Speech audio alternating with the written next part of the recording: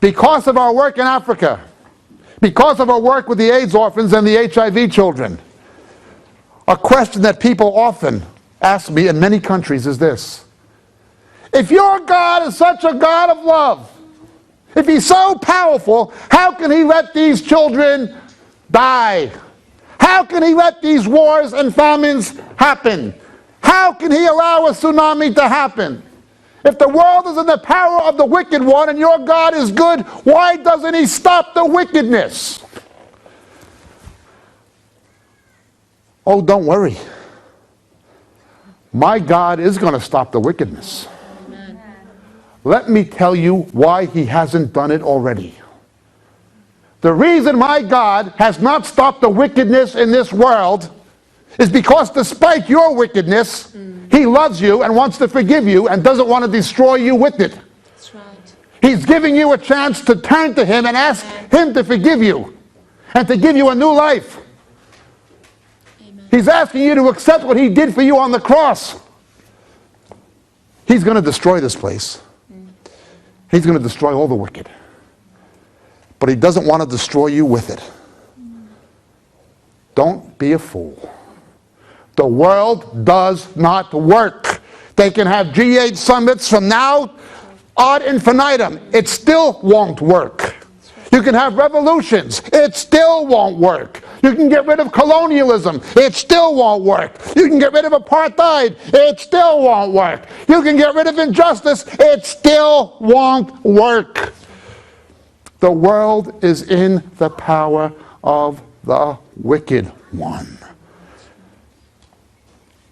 In fact, the only way the world can work at all is if it runs on God's principles. Amen.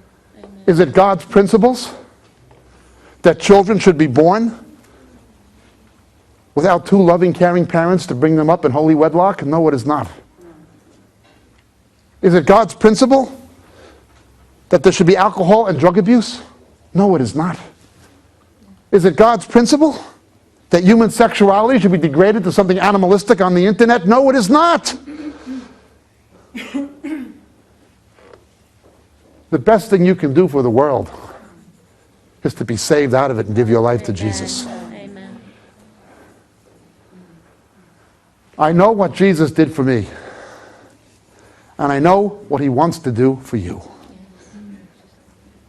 If you're not a Christian, you are under the judgment of an angry, holy, perfect God that is going to hold every one of us accountable. Amen. When I stand in front of him, there'll be a big rap sheet. You did this, this, this, this. You were a cocaine dealer. You pimped off that girl. You went out, you did this. Yes, I did. I'm not proud of it, but I did it. I have one plea: that God became a man and was nailed to the cross to pay the price for what I did. No matter who you are, you're as guilty as I was. How many lies do you have to tell to be a liar? Jesus said, you lust after somebody's wife or husband, it's as good as sleeping with them. Jesus said, you hate somebody, it's as good as murdering them. We are all guilty. That's right. You are guilty. There's not a lawyer who can get you off. Hell is a real place, and forever is a long time. After 1 billion years, you won't even have begun to serve your sentence. It'll be outside of time. No way out. You'll have no way out, but you have a way out today. Amen. You ask Jesus to forgive you. Yes. If you do what I did, he will do for you what he did for me.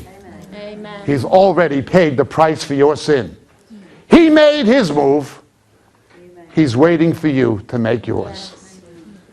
If you're not saved, if you're not living for Jesus, if you're not following him on the basis of his word, and you walk out that door having had a chance, you're the most sad and foolish of all people. One day, everybody in this room is going to agree with every word I said. You know why? Because it's not my word, it's God's. One day, everybody in this room is going to be confronted with the fact you heard the truth. I gave you a way of escape. How shall we escape if we neglect Yes. so great a salvation? Yes. If you're not saved, you can get saved today. That's right. I'll be here after this service. I'm going to ask the girls to sing one more hymn. And I'll be here to talk to anybody with a few others about your need to meet Jesus. The devil votes that you walk out that door and go to hell. God has already voted that you accept the atonement that Jesus made for your sin. Now the decision is yours. Life or death, light or dark, good or evil, heaven or hell, salvation or damnation. Don't be a fool. Come to Jesus and come to him now. God bless.